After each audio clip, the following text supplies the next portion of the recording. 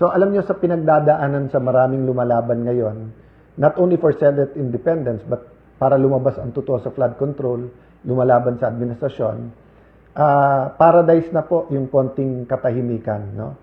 But the question is the cost worth it? Nabanggit ko na po kanina yung sinabi ni Senator Benigno Aquino that the Filipino is worth fighting for. So that's why now and then po, wag ma-offend yung iba. Gamitin ko talaga yung laban kasi we have to continue fighting. Laban lang po. It's worth the fight.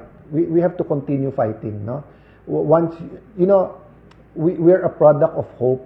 Kailangan ng pag-asa. Ang lahat kailangan ng pag-asa. It's the end pag wala ka ng pag-asa. And to many, during the 70s, 80s, yung senyas ng kalangitan, ibig sabihin may lumalaban pa. So, even yung daily na laban namin sa Senate na parang isa-isa lumalabas na yung totoo, na yun, sila pala ang nagpapasok sa NBI, sila Senate President Soto, coordinated pala yun. Yung Wednesday, May 13 na sinisisi sa amin ay, yung pala ay, alam din nila nung iba na nandyan sa labas, armado, tapos imbestigahan, wag imbestigahan, na hanggang ngayon hindi inimbestigahan. And then yung walkout na parang tama sila, wag palitan yung rule na walang one-day notice. Ngayon, nakita nyo, binasura na yung rules, binabasura yung constitution, pinalitan yung rule kung sino magpre-preside sa impeachment. Tapos, instinct ko, sana papurihin si Senator Win Gatchalian nung sinabi niyang 16 talaga yung kailangan para makonvict ang impeachable officer. Pero biglang binura sa Facebook niya. I don't know the details so I won't comment there. But the problem is trust. Sinabi din nila paulit-ulit, kung wala kayong 13, hindi nyo pwedeng palitan yung officers. Hindi lang yung Senate President. The officers are the head of OSAA, the Senate Secretary, Senate President Pro Tempore, which is Senator Loren Legarda, and the Senate President. Pero gumawa sila ng formula na pwede na ang 12 So, yung modern day version ng pinaglalaban during the Spanish-Japanese time, American times na lies. So, during the Spanish times, yung di kayo organized, hindi nyo alam yung gobyerno, you don't know Christianity. So, all of that were partially true, but you didn't need to colonize a country to Christianize a country, di ba? So, yan, very clear yan. You didn't need to make people slaves, whether it's the African Americans or the kind of slavery they had in Asian countries.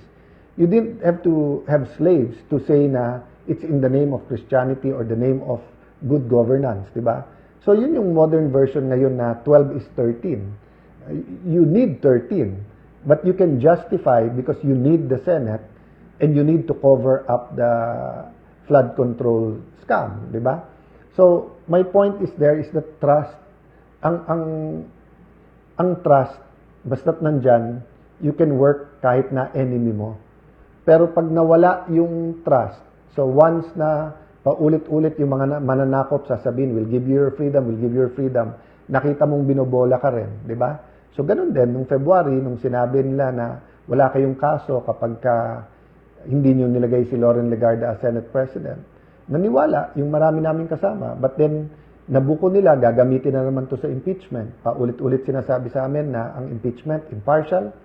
Pero yung definition pala nila impartial, kailangan i-convict ang Vice President.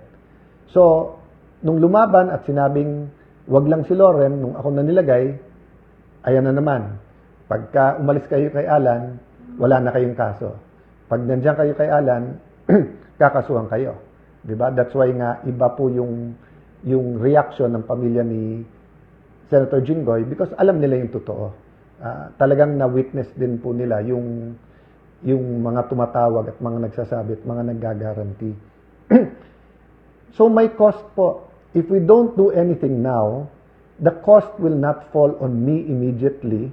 It will eventually, di ba, yung may individual akong pananagutan, pamilya ko, bayan ko, syudad ko, community, but it's really the next generation.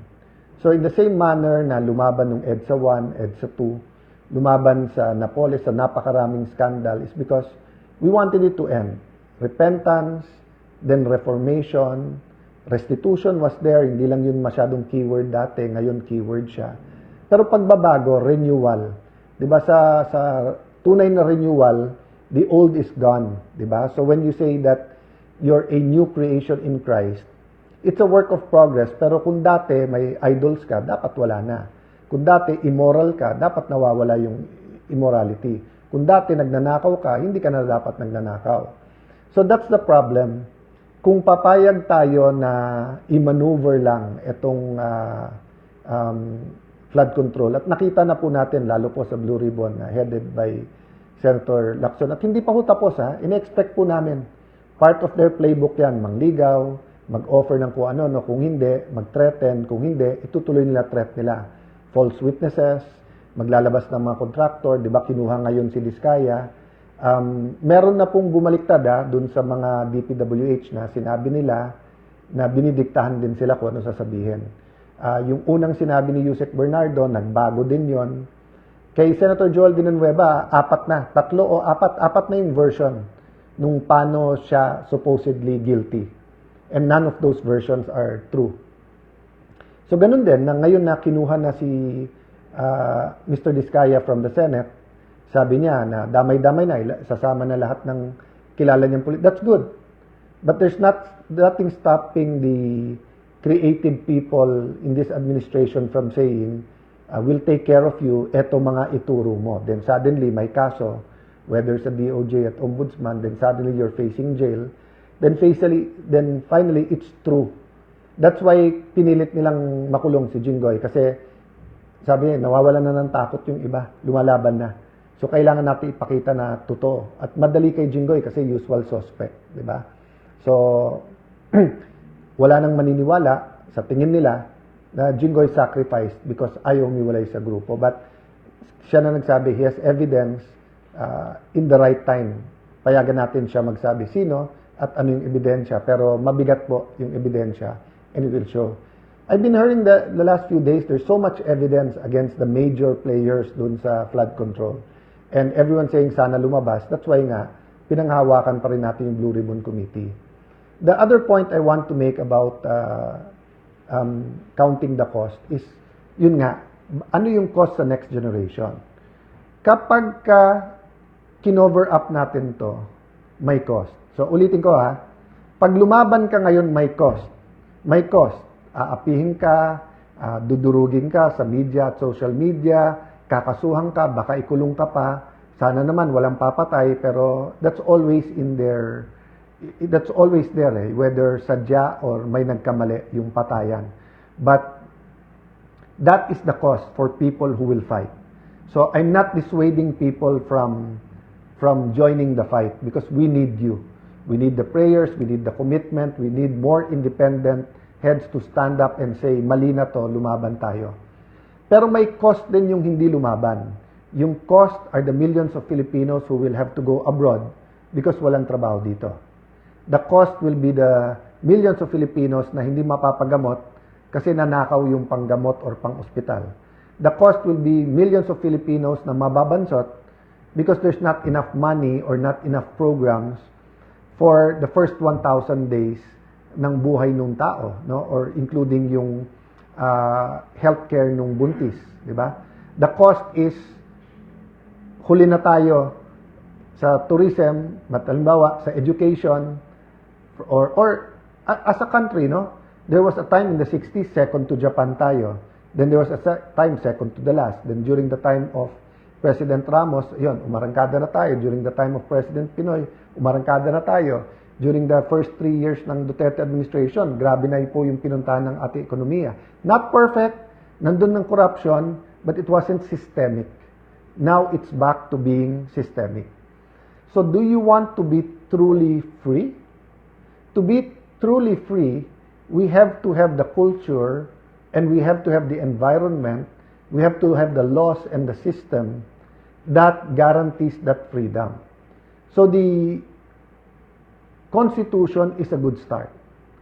Pero kung mismong Constitution hindi natin masunod at kung mismong Senado ay ibabasura ang sariling rules at ang Constitution, how do we expect that the other laws, di ba? So kung senador mismo pwedeng kasuhan or wag kasuhan sa flood control, what do you think magagawa sa ordinaryong konsehal, mayor, governor, di ba?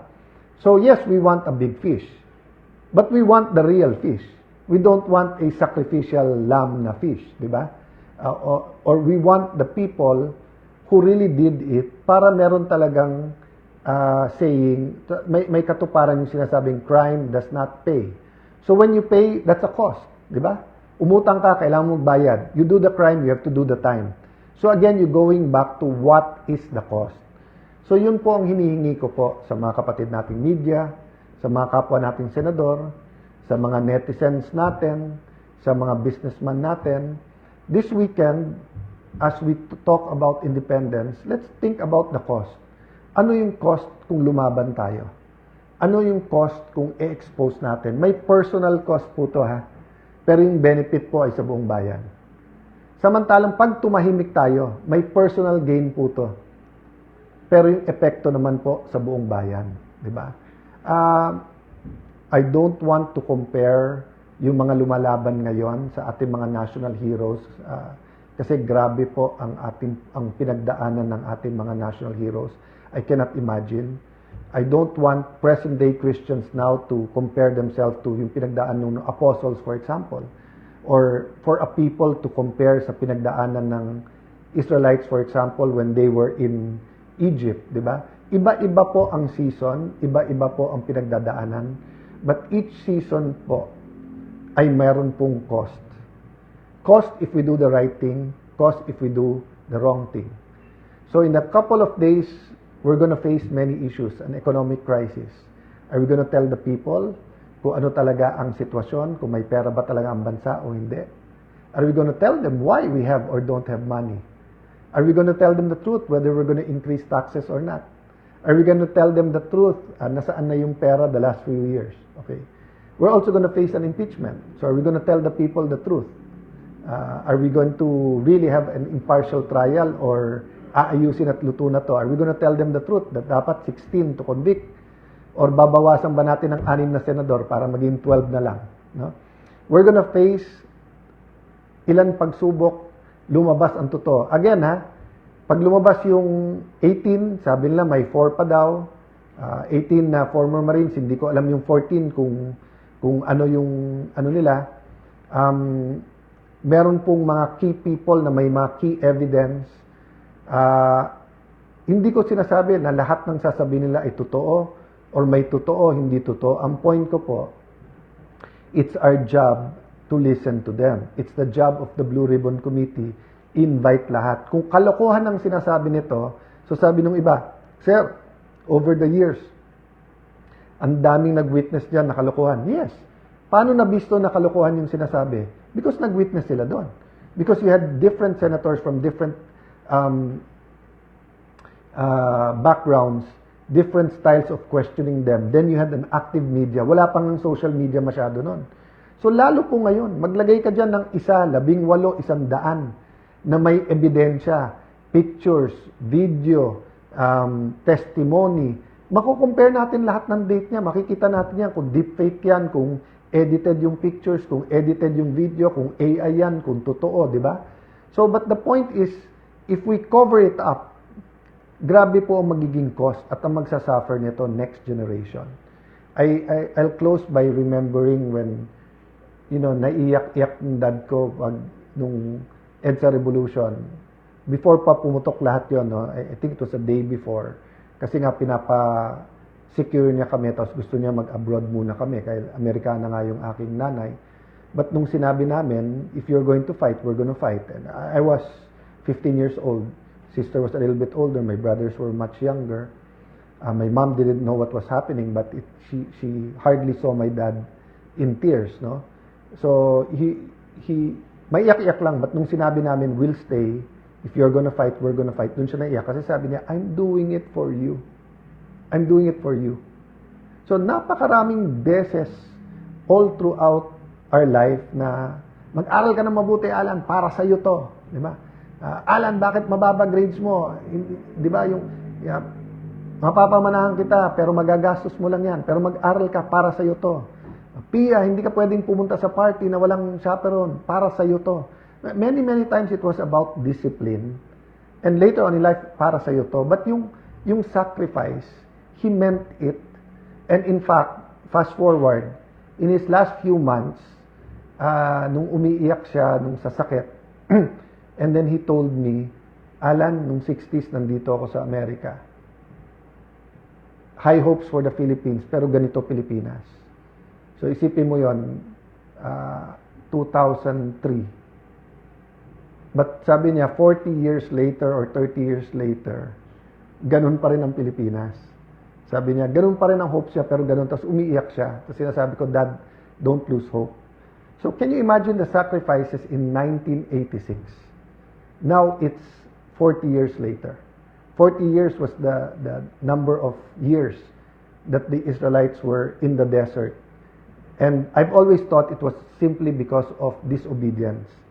Because disobedient, paulit-ulit, ang people of God, hindi pinayagan na ang few weeks, few days, or 2 weeks na biyahe by foot, mapunta na sa Israel, ay naging 40 years.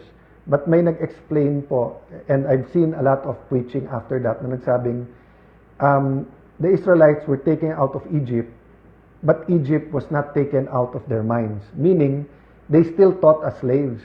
So they cannot be conquerors in the new land unless they learn to be conquerors. And because of many things, including disobedience, they did not learn to be conquerors. Kailangan maubos ang generation nila.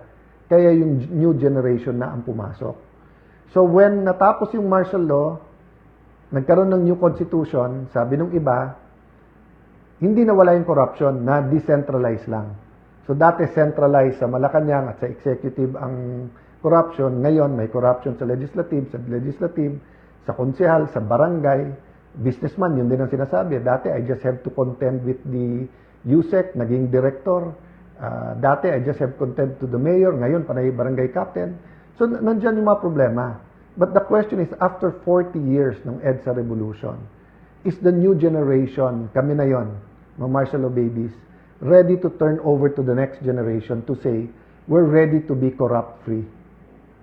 So, yun po yung cost ng laban namin ngayon. We cannot turn over to you a corrupt-free Philippines pag hindi tayo lumaban. And dun sa mga Gen Z na hindi naiintindihan yung laban ngayon, hindi rin namin maintindihan yung laban ng parents namin noon. Kaming mga pro-Marcos, simple lang. Pro-Cory kayo, pro-Marcos kami. Ganun kami, ganyan kayo. At that time, it was simple. Dalawang na eh. Sa basketball, Crispa, Toyota. Sa toothpaste, Colgate, Close-Up. Sa camera, Kodak, Fuji, dalawa lang pagpipilian. Ngayon, magulo na. Multi-party. Everyone, may sobrang left, may sobrang right, may pink, may original yellow, may pink lawan, may DDS, merong DDS pero hindi ako ganito. May Marcos alone, may Marcos pa rin, may Marcos na rin. So, gumugulo. At saka dati, dyaryo, ilan lang, TV, ilan lang, radyo per province, yung top 3. Ngayon, with social media, everyone has, So, iba po ang laban ngayon. We cannot solve today's problems with yesterday's solution. Iba na po. And yes, this laban na to, hindi lang to laban nung ka-age ko at mas matanda sa akin. Laban to ng ating mga Gen Z, ng mga bata ngayon. Those between, 15, 16, 17 to 30. Laban nyo to kasi you will inherit. So some of you think we're wrong. And it's better the direction we were taking. Some of you think we're right. Hindi yun yung topic natin tonight. Ang topic natin tonight, simple lang, may cost. May cost na mag-decide kayong lumaban. May cost din para sabihin natin hindi lumaban. And if you ask me tonight, if we want a real independent Philippines, kung gusto nyo na every year sasabihin natin, ngayon taon na to, mas malaya tayo, kailangan tuloy-tuloy ang laban. Pag kumakanta po tayo ng ating national anthem, yung Lupang Hinirang, ang sinasabi po natin, ang mamatay ng dahil sa iyo. So we're singing to ourselves for the world to hear, but we're singing it to ourselves. So when the athletes were so proud of wins the gold medal and they're hearing, kung willing ka nga mamatay para sa ating bansa, ano pa yung mag-training ka na napakahirap para umabot doon? Di ba? So to certain groups of people, let's say to doctors during COVID, na frontliners, yung pagkanta nila ng mamatay ng dahil sa iyo is not only totoo, it is real every day. Sa mga pulis na kahit off duty, pag may krimen, they have to rush to the site rather than run away. Totoo yung mamatay ng dahil sa iyo kasi nga any day they can face death. To the AFP that's assigned to areas na meron pang rebelde, totoo yung mamatay ng dahil sa iyo. Even if we don't agree with the hard left, with the communists, yung gigising sila umaga na baka may enkwentro sila sa AFP, kung kumakanta sila ng lupang hinirang, totoo sa kanila yung mamatay ng dahil sa iyo. Kasi nga, hindi lang totoo, but it's clear and present. To many of us, it's a possibility, but it's not a probability. Okay. However, if we can sing, mamatay ng dahil sa iyo, that means, pwede rin tayong kumanta ng magsakripisyo dahil sa iyo. Pwede din dun yung magdasal dahil sa iyo. Nandun din yung mag-rally dahil sa iyo. Nandun din yung lumaban. Di ba? So, when we sing the national anthem in the next few days, and when we remember June 12, let's remember meron tayong pinaglalaban. And I will end by saying, I wholeheartedly believe we were made in the image and nature of God. So God wants us free. God wants us independent. But God wants us dependent to Him, but independent of other forces. No? So let's pray for a country that is free from idolatry, free from immorality, free from sickness, free from poverty, free from corruption. But we have to put action to our faith. Meaning, pray, tapos lumaban, kumilos tayo. I will respect your views and your ways of fighting.